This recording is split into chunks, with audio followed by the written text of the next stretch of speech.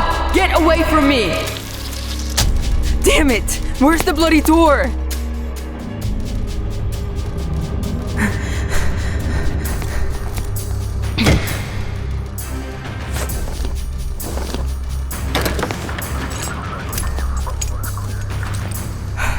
Finally, I'm so glad to see you guys.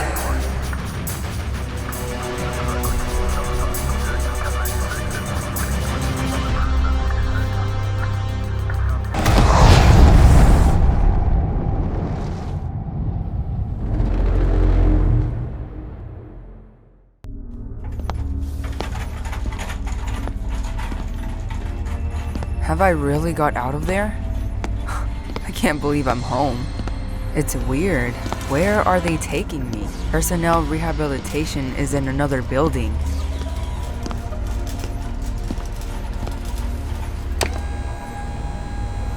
Why does it feel like I'm about to be interrogated? Say your name and rank. Why go to such lengths? What's going on? We don't have time for a standard inquiry procedure. Stop moving. You'll only make it worse. Damn. Only particularly dangerous subjects are given this crap. Could it be that they think I will hide something? It seems I've started to say my thoughts out loud. It's working. Identify yourself. Christina Mayer, commander of the SCP Foundation Task Force. What mission were you on when we rescued you? I was investigating SCP-087, a staircase. Start from the very beginning and provide more details.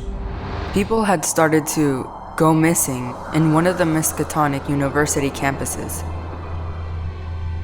The last time they were all seen was next to a door leading to the fire escape on the second floor. The Foundation immediately sent us to study that place. A specialist in spatial anomalies, Boris Brown, was put in charge of a team of researchers. I was accompanied by the soldiers of my unit. The object was assigned the SCP-087 number. It seemed to be an ordinary staircase. 10 steps, a 180-degree turn, and 10 steps again. But the staircase kept going down with no end in sight. There were no windows or doors, so it was impossible to see it in its entirety. But the strangest thing was that it was as if the laws of physics didn't work right on those stairs. No matter how bright the flashlight we brought was, it illuminated no more than 2 flights. There also were fairly high levels of radioactivity. Strange sounds were coming from far down. We didn't know what could be waiting for us down there. That's why an automated drone was first sent to investigate. It flew down floor after floor, but we didn't see anything new. After some time, it had flown 30 floors down. The staircase did not end there, but the drone suddenly swung to the side, hit the wall, and fell down. We decided it was a technical issue. But then, something like a glowing face appeared in front of the drone's camera, and then the whole body of the creature floated out of the darkness. Undoubtedly, it was a humanoid, but the proportions of the limbs were clearly not human-like. What kind of creature was it? And how had it got there? Of course, I understand. Yes, I also asked myself that question. That's why I decided to find out about everyone who had disappeared after going down that abnormal staircase. One of them was a cleaner who had decided to go to the basement. Then there was a couple of students who had been skipping class. But the very first victim of that staircase had been Alex Schumacher, a professor of quantum physics. I got interested in him because he was the only one who had known exactly where he had been going. I did a bit of background on him, visited his laboratory, and I found out something interesting. He had been developing a device that could open a portal to a parallel dimension recently. A device? So you have those drawings with you? No, I left them to Boris. Alright, go on. After gathering all the data, I decided I should personally deal with it. So I went down the stairs with my mobile unit. Boris, who stayed at the entrance, watched our descent on a screen. We exchanged observations using radios. Nothing unusual happened during the first few flights. We went lower and lower. At some point, we came across our drone, which had broken blades. After a few more flights, we were in for a terrible surprise. A dried up body was laying against the wall. It was some kind of mutant. Elongated limbs, a distorted skull, and some outgrowths all over its body. We took tissue samples and moved on. After a few more flights, we came across a second body, then a third. All of them were terribly disfigured. And then one of my men screamed. A glowing face was moving towards us out of the darkness. The soldiers immediately opened fire, but it was incredibly hard to hit it. The creature was very fast.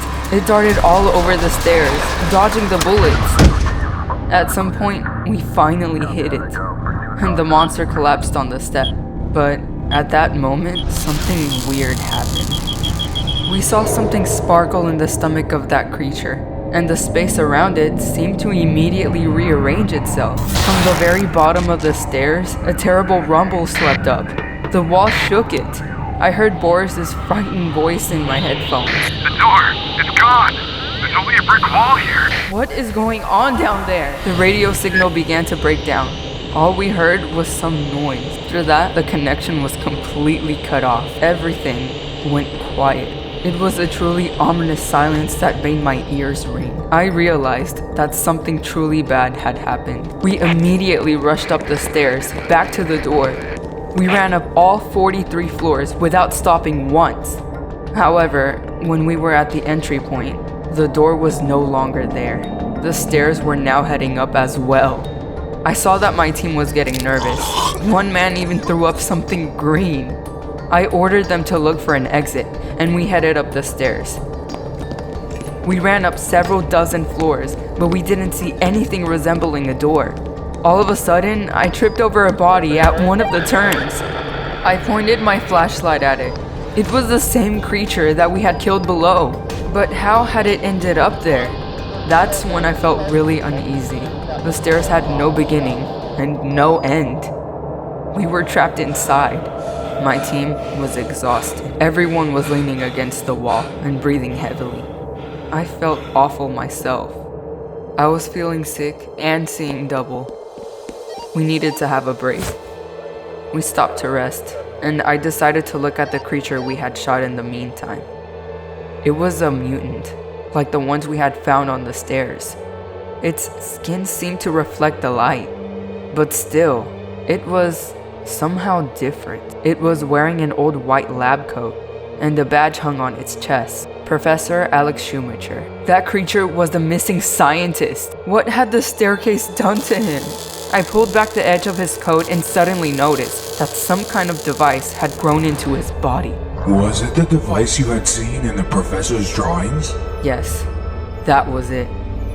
And there was a bullet hole in it. When my team had been firing, they had apparently damaged it. I realized that was why the staircase had rearranged itself. That device had somehow created a passage to the object. That's why the solution was obvious: to fix the device and get out of there. Have you studied quantum physics? No, I don't know anything about it.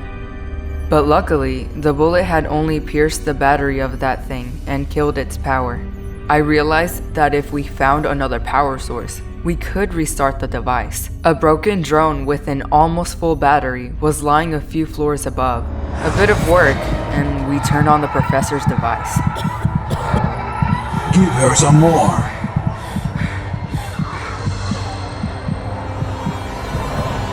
What happened next? There was the rumbling sound again, and walls shook once more. Immediately, the radio came back to life, but I couldn't make out Boris's voice. There was only a continuous gurgling sound in the headphones. But one thing was clear: we had returned everything as it had been, so the exit had to be somewhere nearby. I looked at my team and realized that we had to hurry. Something was happening to them. Their facial features had changed, and their skin was starting to glow. The radiation was apparently doing its job. I told everyone to get up, and we headed up the stairs. Suddenly, on one of the flights, we saw a door. Finally, one of the fighters immediately rushed to it and opened it. Some creepy tentacles immediately flew out of there and grabbed him.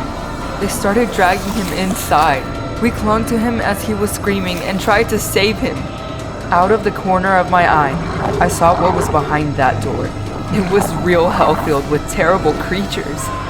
We held on as long as we could, but the creature snatched him away, and he disappeared into its mouth, horrified.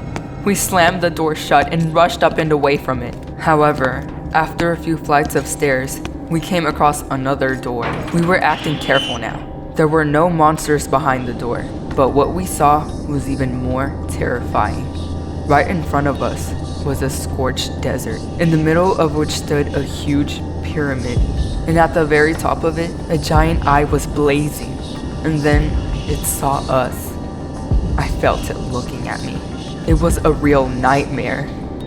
Its look seemed to be burning holes in me, turning me inside out. With a huge effort, I managed to slam the door shut and fell to the floor. My soldiers were lying nearby. They were disfigured. I probably looked the same. With difficulty, we got up and continued to go up the stairs. Once again, we saw new doors, but behind each was an alien world. One of them swallowed up yet another soldier, and we were left alone with Corporal Higgs. He wasn't doing well. He could hardly stand on his feet, couldn't think clearly, and barely understood who he was. We opened yet another door. We saw an absolute nothingness there. Just a black void. Higgs froze.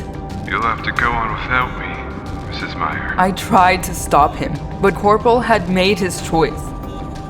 He didn't want to die like those mutants on the stairs. He simply stepped into the void. I saw his body slowly moving away and turning into a dot. I was alone now. I closed the door and went up the stairs again. I won't give up, I told myself. There was another door ahead. No! Get away from me! There was a humming sound all over the stairs, as if something was rising from the very bottom. Was that really it? The end? But then I saw a door open in front of me, and our guys ran out onto the stairs. They pulled me out of there. I'm finally home. Well, almost. Almost? Send a team there. We need to get that device. What does almost mean? It means that you haven't come back home. No, this can't be happening. I'm in another reality. You're violating protocol. I am an employee of the Foundation. Release me at once.